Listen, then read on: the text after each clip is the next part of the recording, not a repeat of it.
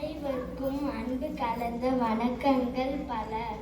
நான் இப்பொழுது கல்வி கண் திறந்த கர்ம வீரர் காமராஜர் என்னும் தலைப்பில் சிலவற்றை உங்கள் முன் பேச ஆசைப்படுகிறேன்.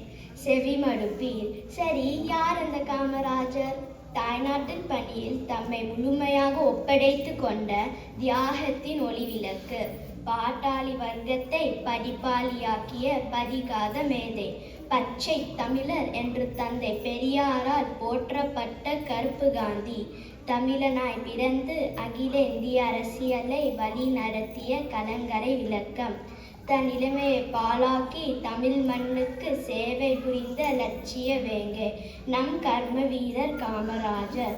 காமராஜர் தமிழ்நாட்டைச் சேர்ந்த ராமநாதபுரம் மாவட்ட விருதுநகரில் தேங்காய் வியாபாரி குமாரசாமி நாடாருக்கும் சிவகாமி அம்மையாருக்கும் 15/7/1903 தவ புதல்வராய் பிறந்தார்.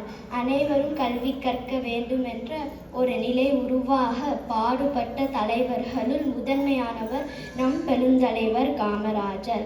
1947 நம் பாரத நாடு சுதந்திரம் அடைந்த பிறகு நேரு நம் நாட்டின் பிரதமர் ஆனார். அதைத் தொடர்ந்து 1954 காமராஜர் தமிழ்நாட்டின் முதலமைச்சர் ஆனார்.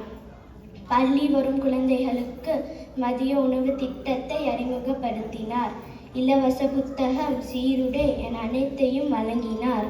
கல்வியில் மாபெரும் புரட்சியை ஏற்படுத்திய இத்தகைய பெருந்தலைவர் இன்று நம்மிடம் இல்லாமல் போனாலும் அவர் நினைவுகளும் கனவுகளும் என்றும் நம்முடன் வாழும்.